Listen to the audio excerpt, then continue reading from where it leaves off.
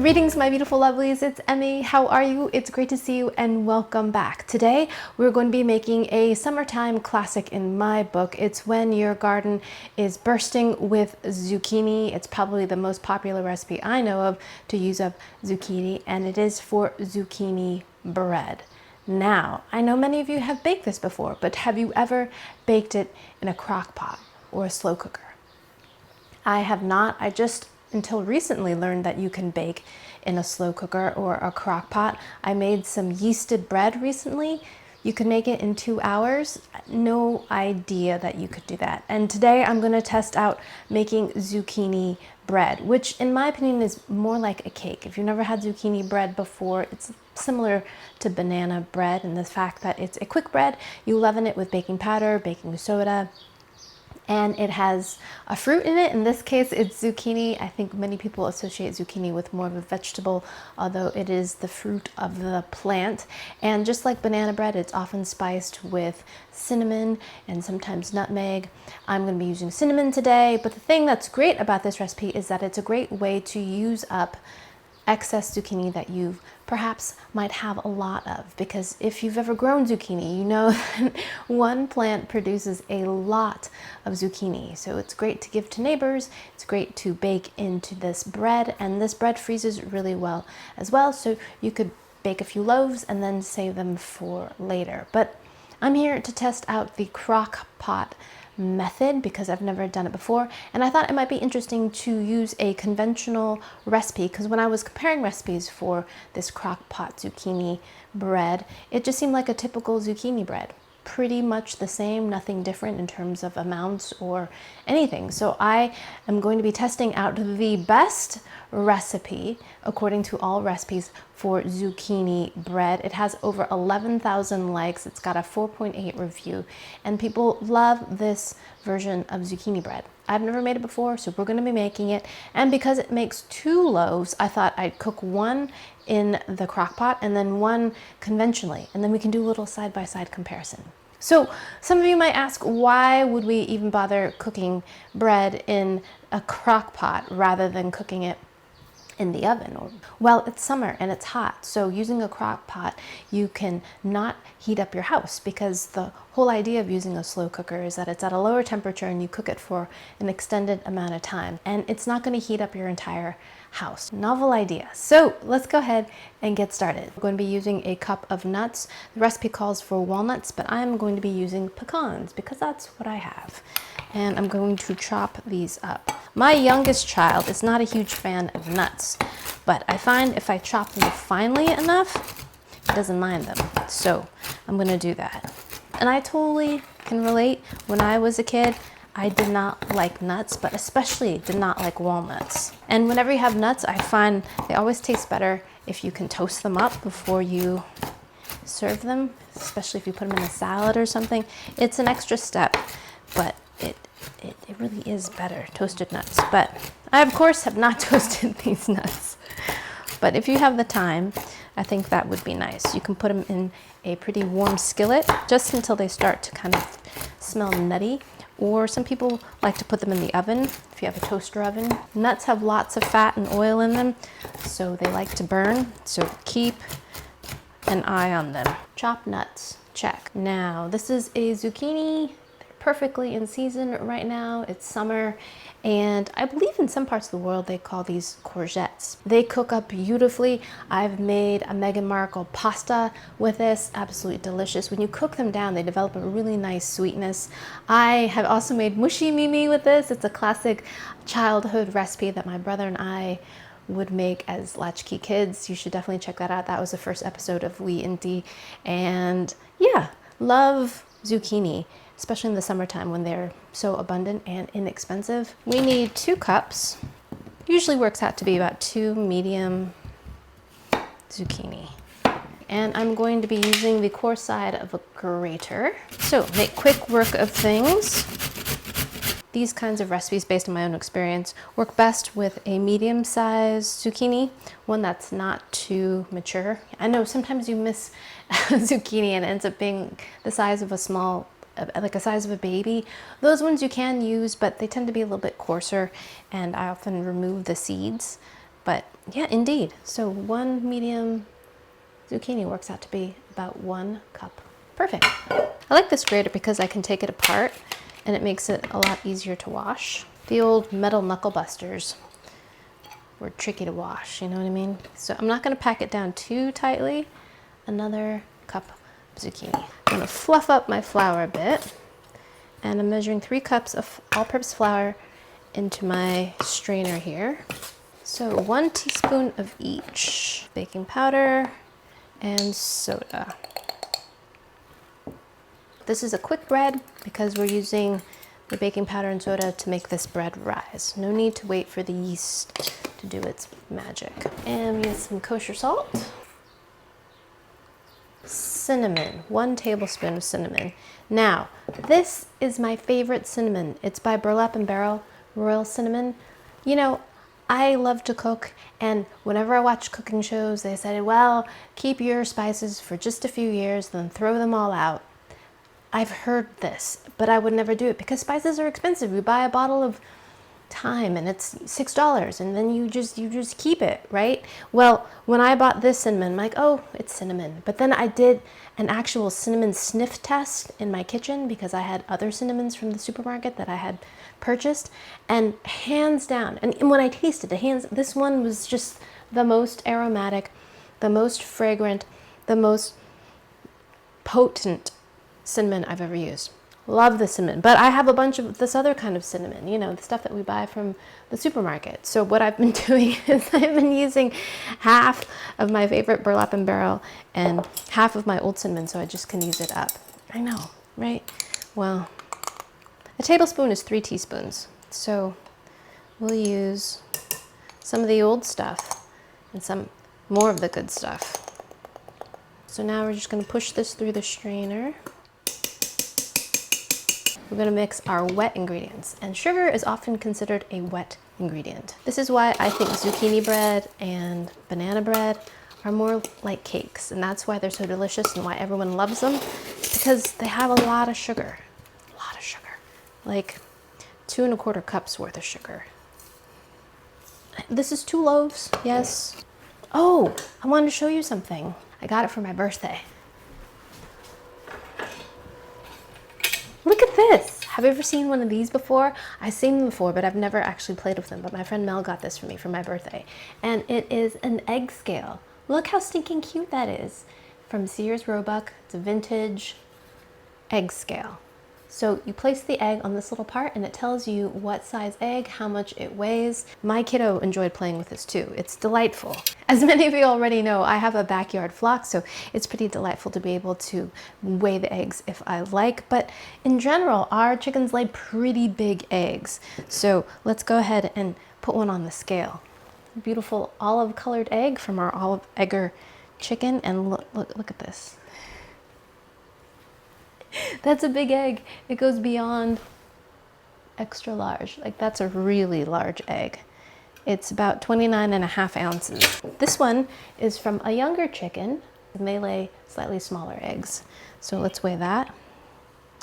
And that is considered a medium egg, weighing in at 21 ounces. So typically what I do, if a recipe calls for 2 large eggs and I have a giant egg, I combine it with a medium egg, and for me that works out to be about a large. And here is an egg from a Buff Orpington, and her egg is pretty much spot on large at 24.5 ounces. This recipe, since it calls for 3 large eggs, I will use the extra large one and the medium and the large. Most of the time, I just use whatever eggs I have on hand. I to be honest, don't notice a huge difference unless I was doing some kind of technical macaron recipe or something. I just kind of, you know, wing it. But isn't that delightful? Egg scale. We're gonna crack our 3 eggs into our bowl. I always sniff the vanilla. Love it. 1 tablespoon. Some vegetable oil. I'm using avocado because that's what I've got. Now, most quick bread recipes I've made, I've just mixed this by hand with a whisk or a Danish whisk, but this one calls for using an electric mixer, which I find interesting. Maybe it aerates it, makes it lighter. I don't know. We're just supposed to mix this until everything is well combined, and I imagine until the sugar is a little bit dissolved. Now we're going to add our pre-sifted dry ingredients. I think I'm going to do that in a couple batches just to help things along.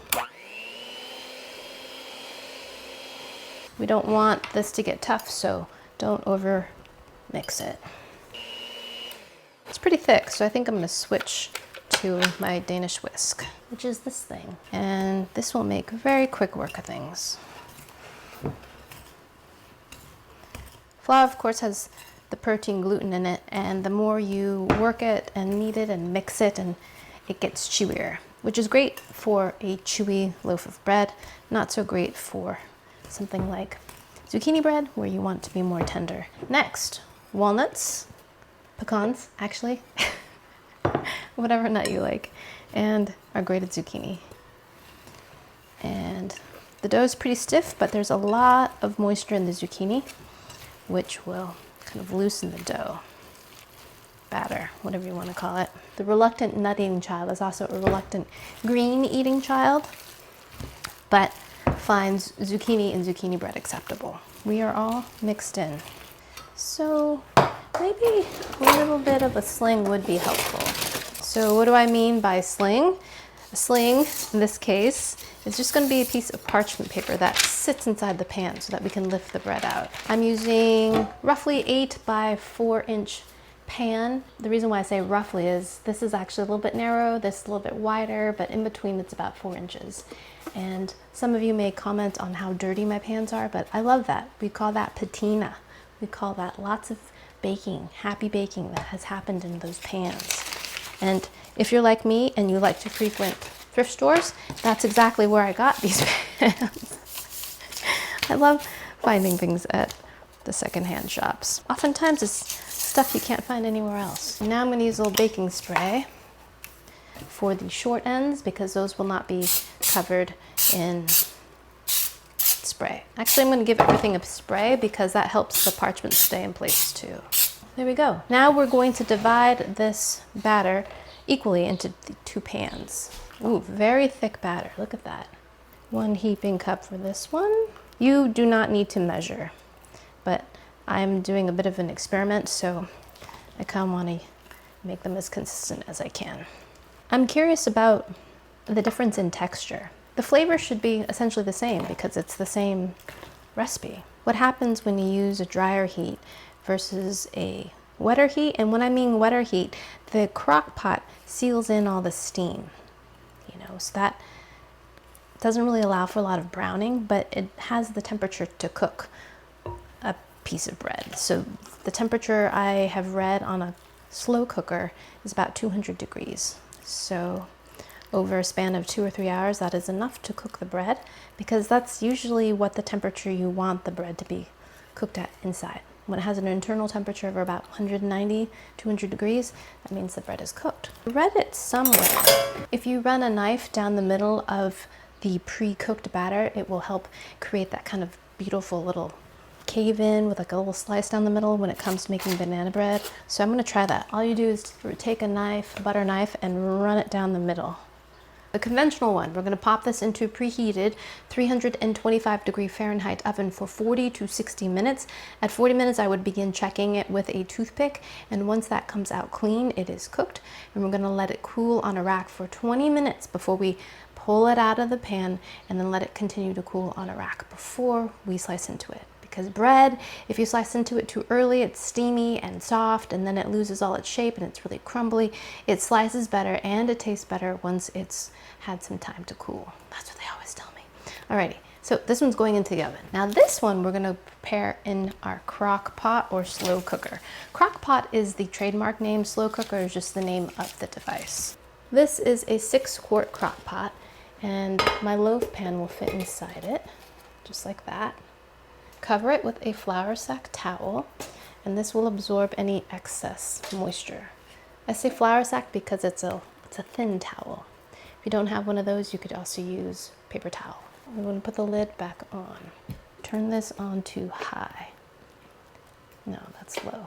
High. This one we're gonna let cook for 2 to 3 hours, and we're gonna do the same cook test, check it with a toothpick. And what I think I'll do is I'll do a side-by-side comparison of the conventional oven baked versus the crock pot bake. And we'll see if it makes any difference in flavor and or texture. All right, my lovelies, I'll see you in a little bit. All right, my lovelies, I'm back with the finished baked zucchini breads. This one is the conventional one, and this one is the one that was baked in the crock pot, which is darker in color. That's kind of what I think of when I think of a zucchini bread, more of that kind of darker color.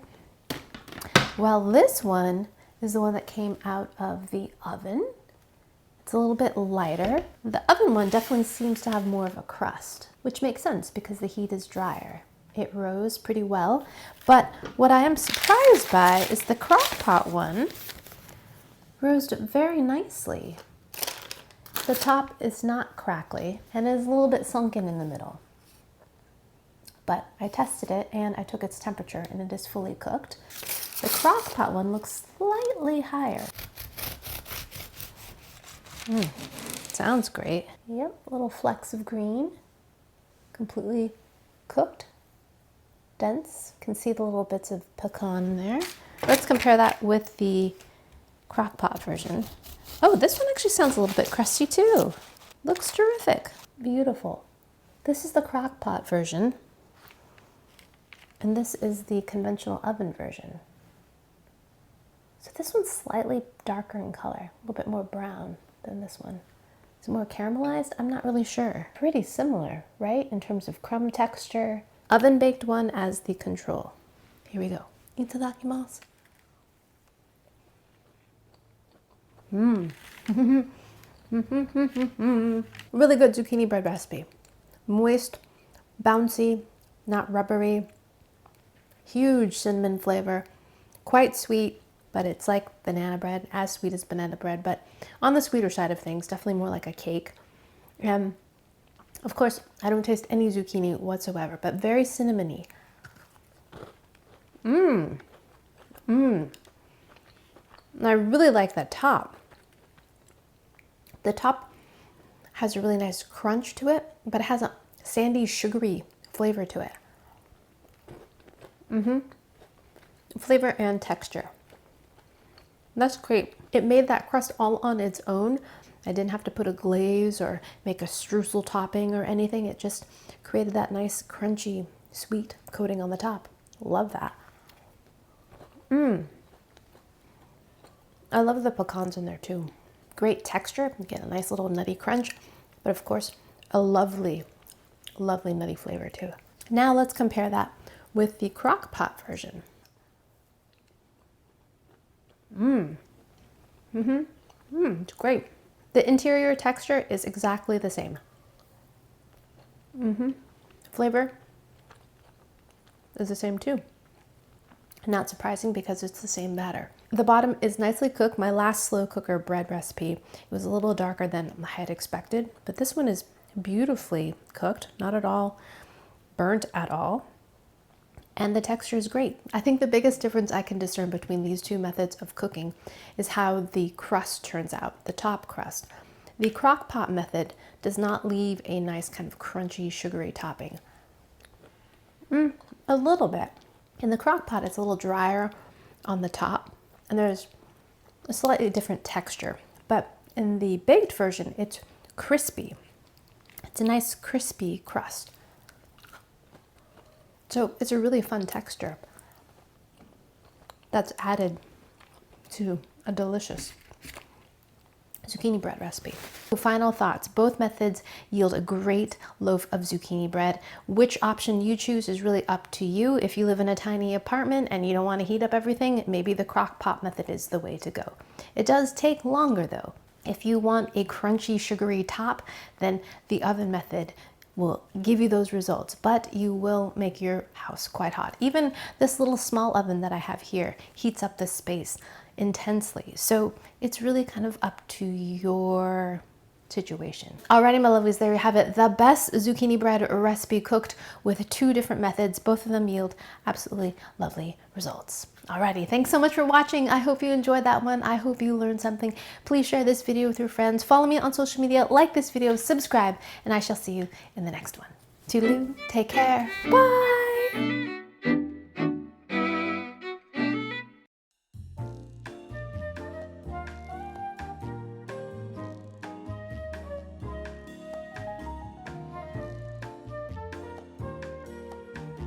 Oh my gosh, I have so much zucchini bread. So now you have zucchini bread instead of zucchini. You still have a lot of it, but that's okay. I like to share. Mmm.